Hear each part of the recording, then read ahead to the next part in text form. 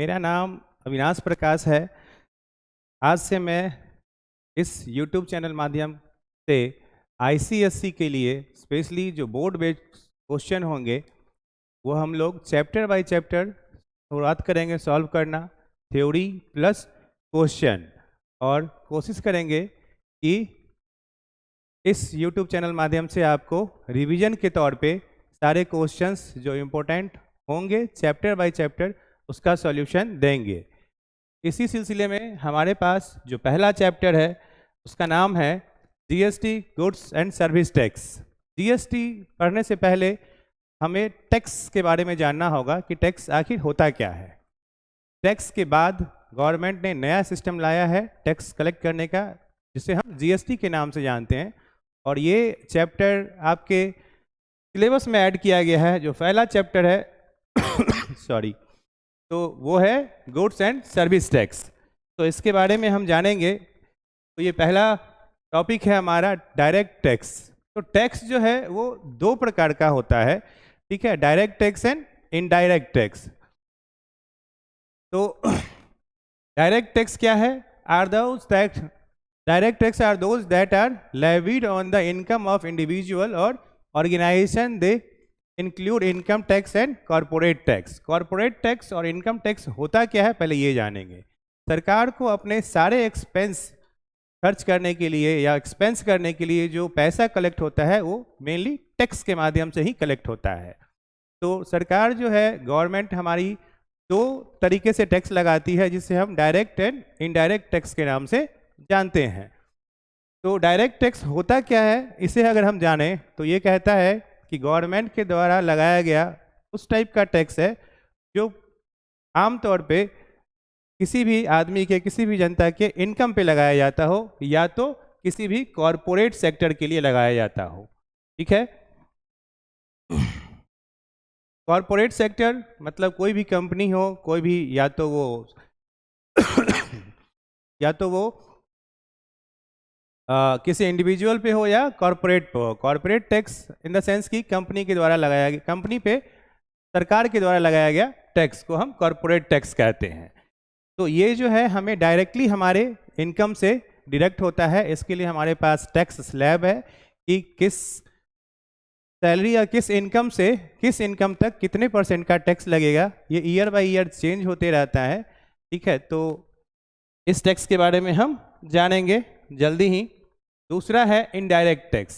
Indirect tax जो है वो लगता है हमारे चीज़ों पे, सॉरी थोड़ा सा मौसम की वजह से तबीयत ठीक नहीं है, इसीलिए आप लोग को थोड़ा सा डिस्टर्बेंस होगा, लेकिन हम कोशिश करेंगे कि वीडियो लगातार आते रहे। तो इसके लिए आप लोग हमारे साथ जुड़े रहिए, बने रहिए, और ICSE के लिए स्पेशली रिवीजन करते रहिए। ठीक है, indirect tax are those that are paid by consumers और organisation when they buy goods और सर्विस और बोथ। तो जब भी हम कोई सामान खरीदते हैं तो उस पर भी हमें टैक्स लगा के सामान मिलता है। जब भी आप किसी शॉपिंग मॉल में जाएं तो वहाँ आपको टैक्स के तौर पे टैक्स कुछ देने होते हैं, और या तो आप कोई भी सामान, छोटा से छोटा प्रोडक्ट आप खरीदें तो उसमें MRP मैक्सिमम रिटेल प्राइस जो होता है उस पर आपको टैक्स इंक्लूडेड होता है गवर्नमेंट का। और इस टाइप के टैक्स जो आपके सामान बेचने पे गवर्नमेंट लगाती है उसे हम इनडायरेक्ट टैक्स कहते हैं। जो सैलरी से डायरेक्ट ना कट के हमें सामान यूज करने के वजह से, चीज़ों के इस्तेमाल करने की वजह से जो टैक्स लगता है उसे हम इनडायरेक्ट टैक्स कहते हैं।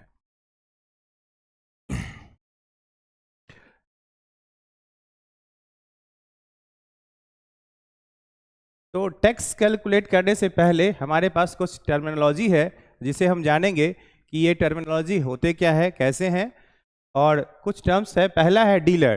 डीलर टर्म्स का मतलब है कि ऐसे लोग जो या तो सामान खरीदते हैं फिर उसे बेचते हैं, इसे हम डीलर्स कहते हैं। अगला टॉपिक है लिस्ट प्राइस। लिस्ट प्राइस ऐसे प्राइस को हम बोलते हैं जिस पे सामान मार्क्ड प्राइस हो, ठीक है, या तो लिस्ट प्राइस, मार्क प्राइस को हम कहते हैं जिस पे सामान लिस्टेड हो, MRP जिसे भी हम कहते हैं। लिस्ट प्राइस को हम मार्क प्राइस भी कहते हैं। तो आप इससे कंफ्यूज नहीं हो कि लिस्ट प्राइस क्या है और मार्क प्राइस में क्या डिफरेंसेज है। Both are almost same. अगला है हमारे पास डिस्काउंट। तो जब भी हम कहीं भी सामान खरीदने जाते हैं शॉपिंग मॉल में या कहीं भी, तो हमेशा हमें डिस्काउंट देखने को मिलता है कि ये आपका रिटेल प्राइस है, एमआरपी है, इस पे हम कुछ परसेंटेज का टैक्स देंगे। तो ये जो है हमारे लिए क्या है, डिस्काउंट के तौर पे काम करता है, जो एक्चुअल में हमारे लिस्ट प्राइस पे ही होता है, और उसके बाद जो प्राइस होता है उस पर हमें टैक्स देना होता है। उसके बाद है हमारे पास सेलिंग प्राइस। सेलिंग प्राइस जो है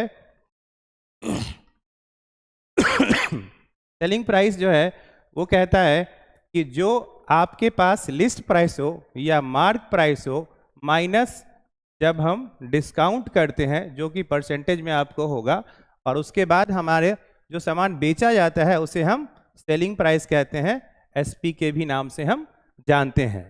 ठीक है, तो ये कुछ टर्म्स हैं जो टैक्स से रिलेटेड हैं।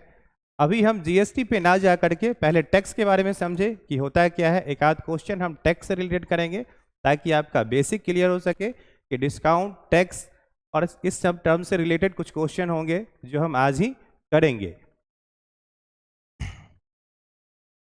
तो dealer, the definition for dealer is a person who buys goods services और फॉर रीसेल, जो खरीदता है और दोबारा बेचता है, खरीदता है बेचने के लिए। Next is list price. It is the price at which an article is marked. List price is also known as mark price और प्रिंटेड प्राइस और कोटेड प्राइस। ये सारे का मतलब एक ही है, या तो आप लिस्ट प्राइस कहें या तो आप मार्क प्राइस कहें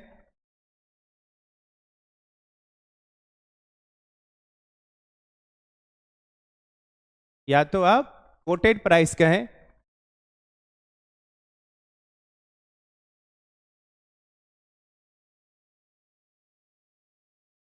ये सब सेम है, लिस्ट प्राइस हो, मार्क प्राइस हो या कोटेड प्राइस हो। अगला है डिस्काउंट। हमने अभी ऑलरेडी इस पार्ट को डिस्कस कर दिया है। डेफिनेशन अगर आपको चाहिए तो in order to sell out the old stock और for some other reasons shopkeepers offer certain percentage of the list price as a discount. तो ये जो डिस्काउंट हमें मिलता है वो एक्चुअल में लिस्ट प्राइस पे, मार्क प्राइस पे ही मिलता है। This discount is always calculated on the list price. जो आप इसको पहले भी मैंने बता चुका है कि ये जो डिस्काउंट मिलेगा आपको मार्क प्राइस पे और या तो कहें लिस्ट प्राइस पे आपको मिलेगा। अगला स्लाइड हमारे पास है सेलिंग प्राइस। सेलिंग प्राइस भी हमने डिस्कस कर चुका है। क्या कहता है कि after discount it is the price at which a trader sells his or her goods with a discount if any. कोई जरूरी नहीं है कि हर बार हमें डिस्काउंट मिले ही, इसीलिए हमने लगाया है इफ एनी। अगर डिस्काउंट है तो ठीक, नहीं तो मार्क प्राइस या लिस्ट प्राइस पे ही सामान हमारा बिकेगा। तो selling price is also called sale price और सेलिंग प्राइस।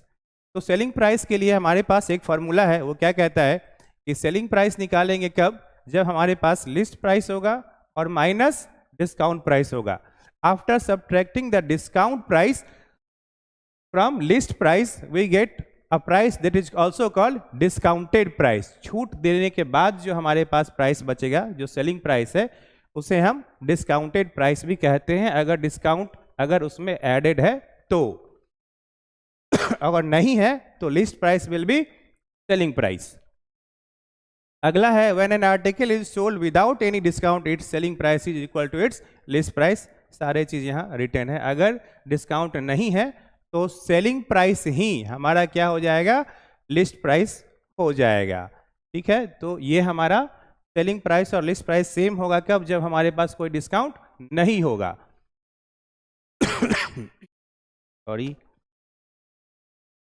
तो इस सिलसिले में आगे हम कुछ क्वेश्चंस करते हैं। जो क्वेश्चन कह रहा है Dinesh buys a chair marked at 5000 at a discount of 20% on the mark price, the rate of tax being 18%, calculate the tax Dinesh has to pay for his purchase. तो कह रहा है कि एक दिनेश है जिसने मार्क प्राइस पे एक चेयर खरीदा है जिसका मार्क प्राइस कितना है 5000 और there is a discount of 20% on the mark price. So अगर इसमें देखें क्या कि सॉल्यूशन करना है तो सॉल्यूशंस होंगे कैसे। सबसे पहला है mark price, that is also called list price. तो लिस्ट प्राइस हो या मार्क प्राइस हो, बात सेम है। इसका वैल्यू हमारे पास गिवन है, that is 5000 rupees, right. And discount is how much, 20%। तो सबसे पहले तो हमें डिस्काउंटेड प्राइस निकालने के लिए कि हमें ये मिलेगा कितना पे, इसके लिए हमें इसमें से 20% ऑन लिस्ट प्राइस हमें कैलकुलेट करना होगा। दैट इज डिस्काउंटेड प्राइस अगर निकालें तो वो क्या हो जाएगा, 20% ऑफ 5000, ठीक है। अगर हम कैलकुलेट करें तो 0 से 0 कैंसिल, 0 से 0 कैंसिल, 500 इंटू 2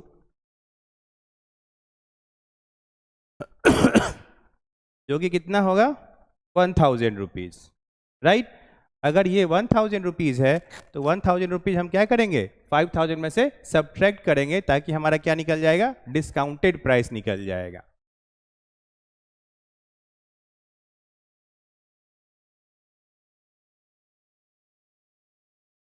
इसका फॉर्मूला अभी हमने दिया डिस्काउंटेड प्राइस का, क्या कि लिस्ट प्राइस माइनस डिस्काउंट।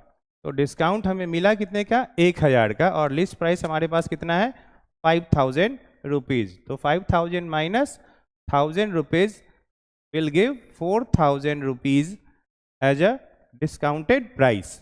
अब इस डिस्काउंटेड प्राइस पे हमें क्या लगेगा, टैक्स देना होगा, और that tax is for 18%। So now discounted price कितना हो गया, 4000 rupees, and tax is how much, 18%। तो अगर 18% पे हमें टैक्स लग रहा है किस पे, 4000 रुपीज़ पे, तो हमारे पास टैक्स होगा कितना, देना कितना होगा, दैट इज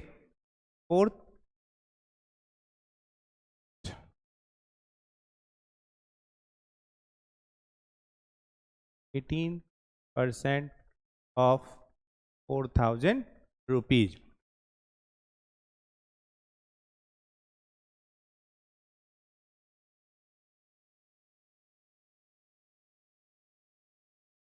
The tax जो हमें पे करना होगा, the tax which I will have to pay, or the person buying a chair for 500 rupees, that is Dinesh. Dinesh will have to pay a price of 720 rupees as a tax. So total amount that he will have to pay, जो total amount उसे देना होगा, जो total amount उसे देना होगा वो हो जाएगा 4000 रुपीज़, जो उसका लिस्ट प्राइस है, प्लस व्हाट, 720 रुपीज़। और इस तरीके से हमारा 4720 rupees Dinesh will have to पे।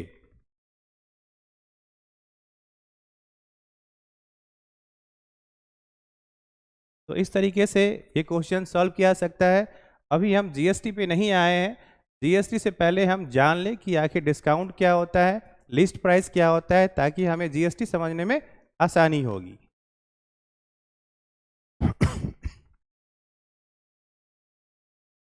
अगला क्वेश्चन है, the list price of an air conditioner is 40,000 rupees, the shopkeeper gives a discount of 15% on the listed price, the tax rate is 28%, calculate the tax charged by the shopkeeper and the total amount including tax the customer has to pay. Again list price और mark price, आपने mark price से अक्सर अवगत होंगे कि mark price है क्या।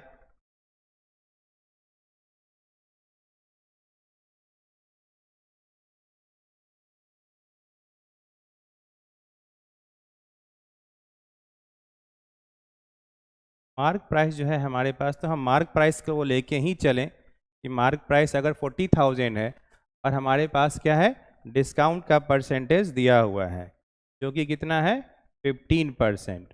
तो डिस्काउंटेड प्राइस जो हो जाएगा वो कितना हो जाएगा हमारे पास, 15% ऑफ, हम इसे डायरेक्ट भी कैलकुलेट कर सकते हैं, दैट इज 85% ऑफ 40,000 निकाल के, लेकिन अभी बिगनिंग है तो हम इस तरीके से इसको आपको सिखा रहे हैं धीरे धीरे हम उस पर चलेंगे कि अब 85% डायरेक्ट हम 40,000 का निकाल लें और वो हमारे लिए डिस्काउंटेड प्राइस हो जाएगा।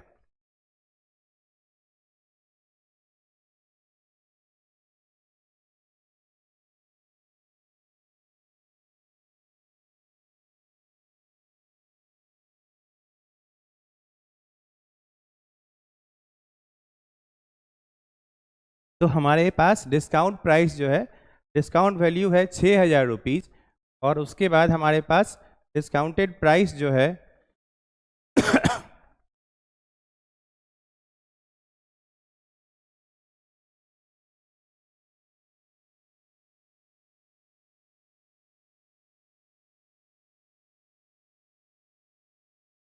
40,000 minus 6,000 rupees, that will give us 34,000 rupees, right? So this will be the discounted price, और इस पे हमें टैक्स देना है, जो कि टैक्स कितना है, टैक्स का परसेंटेज दिया हुआ है आपको, जो कि है 28%, और इस 28% को कैलकुलेट अगर हम करें, जो कि किस पे होगा, 34,000 पे होगा।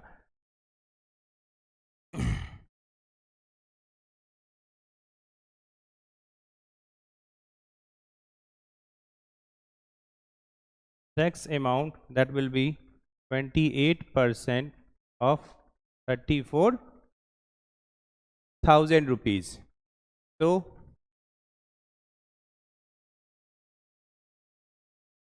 multiplying 28 into 340, that will give us the discount or the tax amount. Taxable amount is 28 into 340.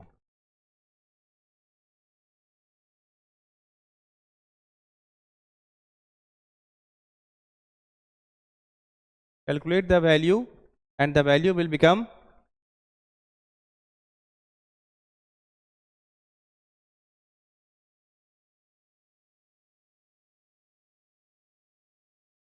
9520.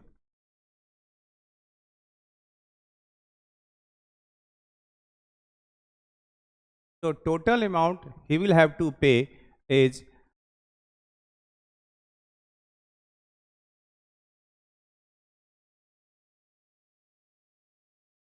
total amount was 34,000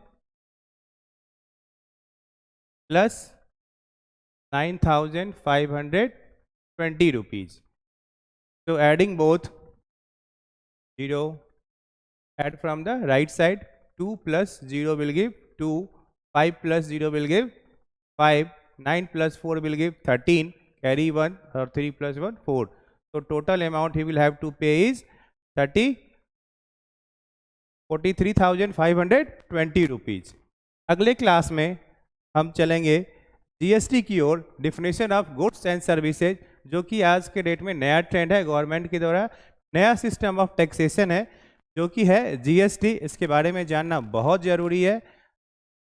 sorry, definition of goods and service जो है वो क्या कहता है, goods means every kind of movable things और property, anything which can be taken from one place to another. तो जो भी हमारे पास चल संपत्ति है, संपत्ति जो है वो चल और अचल, मूवेबल और इमूवेबल दो तरीके का है। जैसे कि बिल्डिंग इमूवेबल है, बट कार क्या है, दो being a very heavy object, a truck being a very heavy object, that is movable object. तो जो भी मूवेबल ऑब्जेक्ट आपके पास है, उससे हम किस में रखे हैं, गुड्स और सर्विसेज में। सर्विस इन द सेंस कि जो भी सर्विस सेक्टर है हमारे लिए, जैसे कि होटल में जो आप सर्विस लेते हैं, जो रेस्टोरेंट में आप खाना खाते हैं, जो सर्विस लेते हैं, तो उसके लिए हमने सर्विस टर्म भी ऐड कर दिया है, क्योंकि आप जब भी रेस्टोरेंट में खाना खाएंगे तो आपके लिए अलग से एक जीएसटी ऐड करके आएगा। इसीलिए हम सर्विस भी रखे हैं। सर्विस सेक्टर को भी हमने टैक्सेशन के अंदर, या गवर्नमेंट ने टैक्सेशन के अंदर रखा है। Goods do not include money and security. Goods मतलब पैसा जो है वो गुड्स नहीं है आपका, जो पैसा है आपको उस पर जीएसटी नहीं लगेगा, वो आपके इनकम टैक्स में आता है, डायरेक्ट टैक्स स्लैब में आता है। Security means shares, stock, bond, debentures, ये आपके बैंकिंग के कुछ टर्म्स है जिससे आप बैंक से आप ट्रांजैक्शन करते हैं, जिससे में आप गवर्नमेंट सिक्योरिटीज खरीद सकते हैं, शेयर्स है, शेयर पे टैक्सेज हैं बट दूसरे टाइप के टैक्सेज हैं, not in GST. Services means anything other than goods, money and security. Service include activities relating to the use of money, जैसे कि आप बैंकिंग का सर्विस लेते हैं वहाँ भी जीएसटी है इंश्योरेंस लेते हैं वहाँ भी जीएसटी है। तो सर्विस सेक्टर्स और भी है, जैसे कि मैंने ऑलरेडी बताया कि आप रेस्टोरेंट में खाना खाएं, कहीं आप किसी भी तरीके का सर्विस लेते हैं तो वो आता है सर्विस सेक्टर में और उस पर भी हमारे टैक्स देना पड़ता है। तो इसके बारे में हम अगले लेक्चर में कोशिश करेंगे कि बहुत डिटेल में आपके लिए टॉपिक्स लेके आएँ। तो GST is the only indirect tax to be paid by individual और organisation, as all other indirect taxes that use to exist prior to GST are merge into it. कहने का मतलब कि जीएसटी जो है बस एक रास्ता है जिससे हम पे कर सकते हैं, या कोई एक इंडिविजुअल पे कर सकता है या कोई ऑर्गेनाइजेशन पे कर सकता है, एंड सारे इनडायरेक्ट टैक्सेस को इसमें मर्ज कर दिया गया है और ये बन गया है अब जीएसटी। तो इस पे बहुत जल्द हम होप्स हो कि अगले ही दिन डेट बाय डेट आपके पास टॉपिक बाय टॉपिक जीएसटी के लिए अच्छे से क्वेश्चंस और कुछ डिटेल्स इससे रिलेटेड टर्मिनोलॉजी वगैरह जो भी होगा हम डिस्कस करेंगे अगले क्लास में। Thank you.